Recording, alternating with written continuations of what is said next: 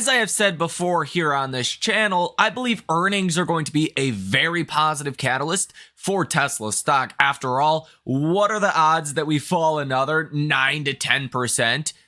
5 earnings in a row. We've already done that 4 earnings in a row. I think people are set up for a little bit of disappointment coming on earnings because everyone and their uncles, their grandmas even, are bearish on Tesla stock. Now, I'll touch on that here in this video a little bit, why I'm bullish on Tesla earnings, but really the bulk of this video is going to be focused on what to expect this week for Tesla stock, where I think Tesla stock will go. With that said, we do have a lot of data that's coming out that is very, very important. We have a lot of broad market economic data. We also get Tesla deliveries coming on Tuesday. What are my expectations there? And how do I think Tesla stock will react based on a good or a bad number? But first, before we get into all of this information, hit that like button as well as subscribe to the channel. It's free 99. It costs you absolutely nothing to do so. If you guys want to get a little bit more freaky with me, go ahead and check out the X account. It is Michael Tyler over there. And if you guys really want to get wet and wild, check out the link down below in the description of this video for the trading community. We will be trading this week pretty aggressive as there is a lot of potential market moving catalyst. First up, I'm just going to jump into the meat and bones of this video because it's Easter and let's not waste your time. We have Tesla delivery numbers coming out here on Tuesday. Not tomorrow, but on Tuesday. Tomorrow could be pretty important though. If Tesla stock sells off tomorrow, that sets you up in a better position for Tuesday's delivery number. If Tesla stock sells off, even if that number is really bad, the stock may actually be flat or rise on Tuesday. If tomorrow is a face ripper rally, which I'm not necessarily expecting, like a 3 to 5% rally, probably not going to happen. But if that were to happen, then it sets you up in a less optimal way heading into Tuesday. But what I will tell you right now is Tesla stock is the worst performer in the S&P 500. I don't think there's anything that's really going to shock us with Tuesday's delivery number. We do know, based on Tesla announcing they just produced their 6th millionth car, they only produced about 415,000 vehicles. Now, last quarter, Tesla sold more than they produced, so they actually ran down their inventory a little bit. Did that happen again? If that happened again, fantastic. Wall Street's gonna love that because, again, expectations are very low. So even if Tesla produced, let's say, 415,000 vehicles, let's go with that number. Let's say Tesla deliveries come in at 425,000. That is fantastic. Really, I think anything that's like 420,000 or higher is going to be seen as really good news for Tesla. And this might be confusing to some of you guys, but Wall Street's estimates are like 460,000. The average estimate, I would say, is about 425, 430,000. And the stock, I think itself, the equity, is priced for a number even lower than that. Just judging off of the year-to-date decline of almost 30%. Stocks really in the near term trade off of 2 things, EPS estimates, and then longer term if EPS and earnings come in. But in the very, very short term, down to specific catalyst, stocks trade based on expectations. So Tesla stock selling off this much leads me to believe expectations are very low, basically in the floor for Tesla. And it wouldn't surprise me even if we came in at like 410, 415,000 deliveries and Tesla stock was slightly higher on that. Really, for a negative reaction in Tesla stock, I think you'd have to be like 390,000 or less for the delivery number. Maybe sub 400,000, but I don't think that's likely as of last quarter. So I think from that perspective, in regards to Tesla's delivery number, you're probably sitting in a pretty good position. And really, over the last couple of weeks, 2 to 3 weeks or so, you have seen the put to call ratio hit the most bearish level, the highest level since October of 2022. And I mean, this just kind of shows you that there's a lot of bears out there right now, and Tesla is priced as if, you know, the business is going to continue to be severely damaged. And unfortunately, I'm not willing to make that bet. Are things going to be peaches and roses? Of course not. But are they going to be falling through the floor delivery numbers? Are they going to be ever worse margins? I don't think so. I think actually quite the opposite. The biggest catalyst for Tesla, and I think the catalyst that could change the game for Tesla stock, Probably forever. I'm hesitant in saying that because you can always get a black swan event, a Roni Rona situation that comes along and kind of derails everything. But if I'm correct and Tesla is taking the stance to focus more on profitability, I think April 17th is the last really period of time where you're going to get this much negative sentiment. Now, negative sentiment usually correlates to a negative stock price, and that's exactly what has happened. If Tesla does focus more on profitability, the outlook going ahead is going to be higher EPS. Maybe not, faster growth, but at least higher EPS, better profitability. That should send Tesla stock higher. And judging off of just how many bears there are, it wouldn't surprise me if Tesla went up 20% after earnings and continued to rally well into the 200s. But really from now until then, we do have a lot of potential catalysts coming out, even this week with the broad economic data. And I think one of the biggest kind of risks for Tesla could be a broader market sell-off, a correction. Now, in the term correction, it literally means to correct something, right? What needs corrected in our markets? That's the way that I'm kind of thinking about the situation.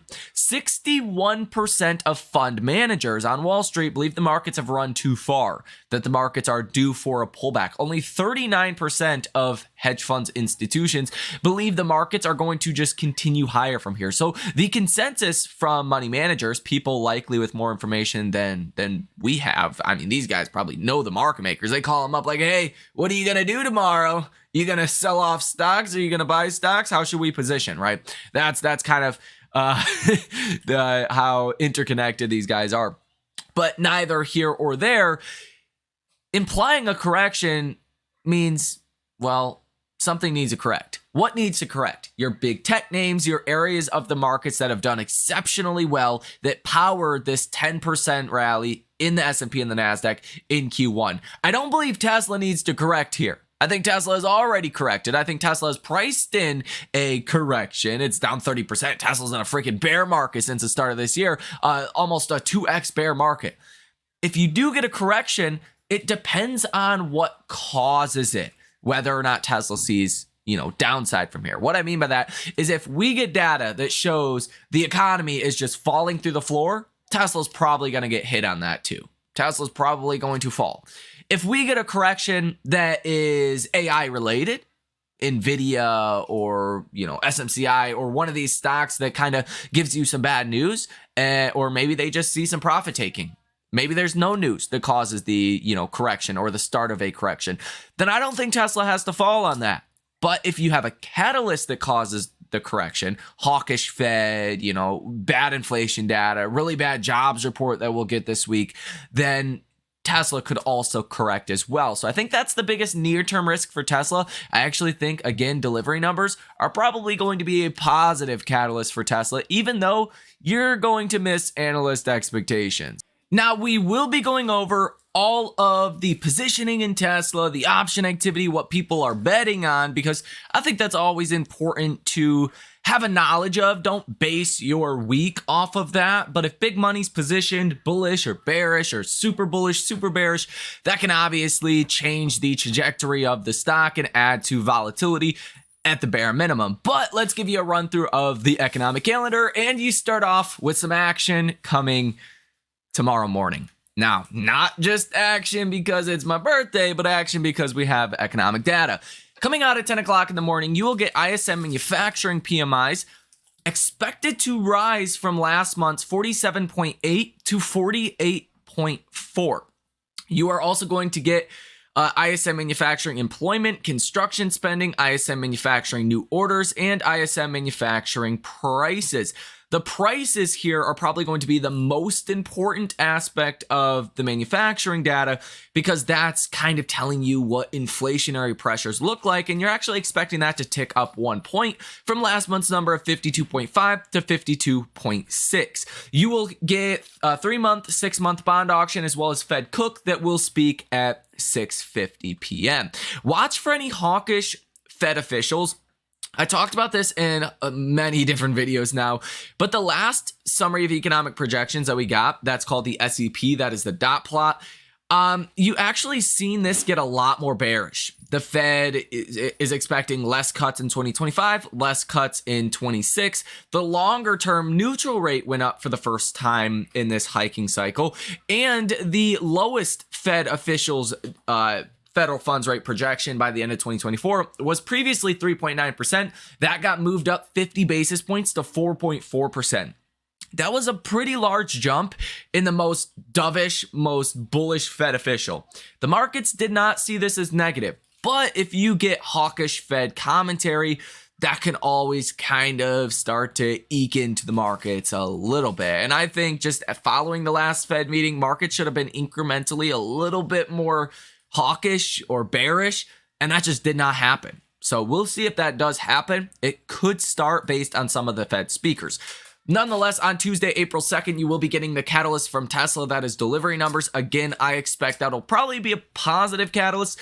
Could be a negative catalyst if the number comes in really, really weak.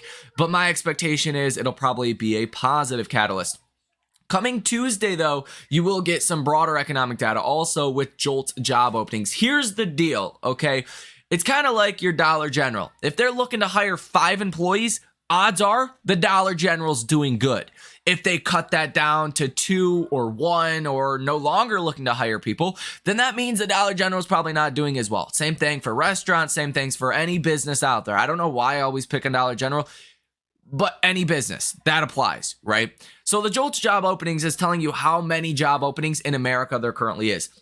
It's expected to tick down from 8.86 million down to 8.79 million. Here's the deal. If you see a big drop here, that's a sign the economy is getting weaker. If you're not looking to hire as much, that's not a good sign. So this is something that I look at and say, hey, if we come in around where we are, fine. Job openings, great, perfect. If you fall a lot, that's not going to be good. Falling a little bit is probably your best case scenario. And that's going to be on Tuesday. You will also get factory orders month over month, JOLTS job quits, Fed Bowman that will speak at 10:10 in the morning, Fed Williams at noon, and then Fed Mester at noon as well, and Fed Daily will speak at 1:30. So a bunch of Fed speakers on Tuesday, JOLTS job openings, as well as Tesla delivery numbers. All of those catalysts will affect Tesla, will affect the broader markets. On Wednesday, this is your most important ISM data. You will get ISM services PMI. You're expecting this to stay the same from last month at 52.6. So you're not expecting any change from February to March. If that's the case, perfect. If this falls, that's going to be really good news. If it rises, pretty straightforward. It's going to be bad news. You will get ISM services new orders, ISM services prices. That's the most important part out of this report is the services prices. You're expecting that to go from 58.6 to 58.4. You will also get a speech from Fed Jerome Powell at 12:10, right around lunchtime on Wednesday. And then on Thursday, you will get the balance of trade coming out for Canada, highlighted in red here as a major volatility catalyst. I don't think it's going to be, but there's always the possibility that it is. Now at noon, or around 1 technically, you will be getting Fed Goolsbee that will speak as well on Thursday, Fed Kugler at 7:30, Fed Musleum speech. I've never seen that name before, so I don't know if that's a new guy to the Fed, but yeah, it says Fed Muslim speech. I don't know if I'm saying that. I'm probably not saying that right. Let's just be honest. On Friday, you're going to have your biggest data of all coming out at 8:30 in the morning for this entire week. That is the non-farm payrolls report. Pretty straightforward. It tells you how many jobs were added or lost in the economy on any given month. Last month, you came in at 275,000. The problem is you only get about 30% of businesses, actually a little bit less than that, around 27% of businesses that actually get a hold of the Bureau of Labor and Statistics program with the Fed every month. So the data is really bad. So by the time a business gets back to the Fed and well, to the non-farm payroll people, you know, we just don't have good data there. There's not a good way of collecting the data. And that's why we keep getting a lot of downward revisions because, you know, some companies, they report that they hired a lot of people. Other companies report that they didn't, or they laid people off. So that's why you get those big downward revisions. So watch for that. Inevitably, the non-farm payroll report is going to get weaker. Is that going to happen this week? I don't know. But when it does, it will fuel, slow down fears in the economy and the consumer. If the consumer stops spending money, if they start to lose their jobs, oh boy, that's when Wall Street will start to panic about a slowdown in the economy. You're expecting 200,000 job ads. That is a freaking fantastic number. If we get that, that's going to be good news no matter how the markets respond. You want to see the economy doing well, no matter if the markets take that as bad news. I don't think we're there, like 2022 and early 2023, where bad news is good news is bad news. I don't think that's the case anymore. Unemployment rate is expected to stay at 3.9%. Last month, it did jump up. You will also get a revision there. So whether we go to 4% or stay where we are, I don't think it matters too much in your investment thesis. But the markets will pay attention to that. Above 4% is kind of a psychological threshold that can be negative for stocks. You will get some Fed speakers, participation rate, a bunch of other smaller data coming out Friday as well, wrapping up with consumer credit change coming out at 3 p.m. on Friday. So it is a jam-packed week coming this week as far as the economic data. And again, JOLTS job openings coming in low, non-farm payroll report coming in low, ISM services, prices paid coming in too hot. All of those could be potential negatives for Tesla because Tesla's seen as kind of an interest rate sensitive name, of course, but with that, an economically sensitive name, people lose their jobs, they're likely not going to be buying Teslas. Now, if you're in the market to buy a Tesla anyways, statistically, you're an upper end earner in the economy. Those are typically not the first jobs that get cut. So should you panic if we do start to go into a downturn, some kind of slight recessionary economy? No. If we were to go through like a 08, 09 again, yeah, that would be a big problem for Tesla. I don't think that's going to happen though. It's an election year. They are going to print like crazy. They're going to run the money printers in overdrive if we ever even start to get close to a recession, and the Fed's going to cut rates basically back down to zero if that were to happen. So if you net that, is it really bad for Tesla? I don't know. Yeah, going to be very important for this upcoming week. As far as Tesla specifically, on Thursday, you had a positive order value of 68% in the options market from hedge funds and institutions. So that was pretty dang positive. So maybe that means this upcoming week will be positive. I think so. It really depends on the data and how the economy is doing. If things are fine and nothing is too terrible with any of the data, I think this week could be a positive week for Tesla stock. Now let's take a look at the bubble chart and see exactly what we're setting ourselves up for as far as hedge fund and institutional option activity. And of course, there is no numbers that are currently on this week's option expiration, but you did see last week the volume was pretty strong to the call side. Again, positive order value of 68% is 18% more positive above neutral being 50. Pretty good number. It leads me to believe there's some bullish option positioning in Tesla. We can take a look outright at the options chain, but it's not going to aggregate none of these numbers for us. If we take a look at calls just outside the money at the 177.50 call, you got about 4,000 for open interest, 17,000 for open interest at the 180, 7,500 for open interest at the 182.50, and about 15,000 for open interest at the 185. If you take a look at the put side, yeah, the puts are definitely dominating this week. Forget what I said, okay? 20,000 puts at the 175, 44,000 puts at the 172.50, 23,000 puts at the 170, 8,000 puts. These are held in open interest, by the way, so held in people's brokerage accounts currently.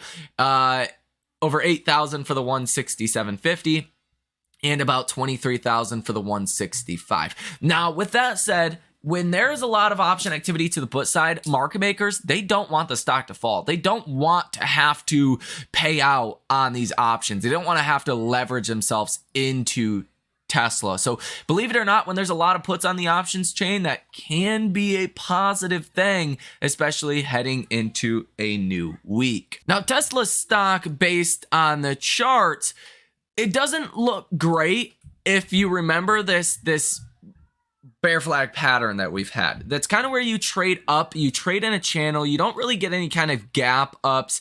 And then if you break down under this trend line, you tend to see some very wild gap downs. Well, that did happen back on March 4th. You're kind of in a similar channel now. Good news is you're kind of on the higher end of that channel. So if you break out to the upside above this trend line, you can likely see a big gap up, and that's going to be great. If you do fall lower, which again could be on delivery numbers, maybe not, we'll have to wait and see, then you could get a gap down lower, down to the really 160 level or so. That would be the level to be watching here, this downtrending trend line. If you can get above the 177 level, that's where things start to look a little bit better. And then ultimately getting above 188 is where you want to be. That can set you up for larger upside up to this trend line about 202. Now, in my personal opinion, I think it's really hard to have a clue what's going to happen this week for Tesla stock because of all of the economic data coming out, so many different wild cards there. I think it's probably going to be a status quo kind of week. I think you're probably going to come in line with estimates. And if the markets are looking for a reason to sell off, to correct, in which I think people are right now, status quo could be good enough, but still give you some limited downside. That would be my expectation, but nothing like super bad or super good for the broader markets. Now, specifically with Tesla, when it comes down to the delivery number, I do think that is going to be more than likely a positive event for Tesla, because Tesla specifically is already priced for just, really bad numbers and overall just priced for really bad news. So I think Tesla stock can trade into the 180s this week, probably test closer to this upper end trend line about 185. I do think you are long overdue as well for a broadening out of our markets. This is going to be the first day of Q2 coming tomorrow, and odds are capital is going to reallocate or continue to reallocate into interest rate sensitive names and smaller cap companies. That's kind of what we've seen the last couple of days of Q1, was some selling of big tech, some profit taking in big tech, and money going back into interest rate sensitive companies. So wouldn't surprise me if that did happen again. Now, this trend line as well is one to be watching. This is connecting the gap that you've seen up on January 26th, the support you've seen, the low you've seen back here on April 27th of 2023, connecting almost the low of February 5th, and then a bunch of support in here you've seen, and well, now you're seeing this as what looks like support. You did close slightly under that, so you want to be watching the downtrending trend line right now, this trend line where my cursor is, but it could be possible you trade in this kind of pennant range, whether it's this lower end pennant or upper end pennant. We'll have to wait and see. On the high side, again, that could be around 185, 186 this week. On the lower end side, could be at about 171. So I do think there's a little bit more upside skew for this upcoming week. Again, if you break this channel to the downside, that's where you get the gap down.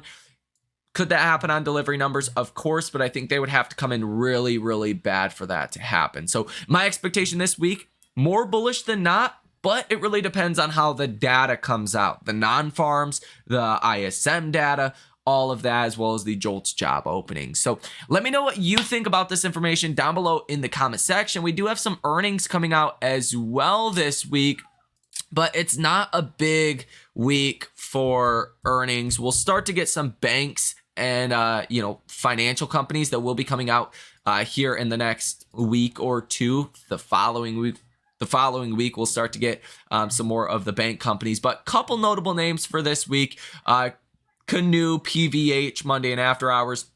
Tuesday pre-market, Paychex, Dave & Buster's, and Kane Foods and after hours. You do have BlackBerry, Levi's, Sportsman, Warehouse, RGP, Wednesday and after hours. Couple companies on Thursday, including Conagra, but that's pretty much it. So couple notable names, but nothing that is going to move the markets. But you're already back into earnings season, or at least about to start a new earnings season. And if you do get a correction in the markets that seems like most people are just waiting for at this point, it could come based off of earnings. That's always a possibility, and probably the most likely outcome at this point. So with that said, hit the like button, subscribe to the channel. Let me know what you think about this information down below in the comment section. I will point out MACD looks beautiful. RSI sitting at 45.27. Definitely some room for some relative strength improvement in Tesla stock. So thank you for watching. If you guys would like to come trade with us live in real time, check out that link down below in the description of this video.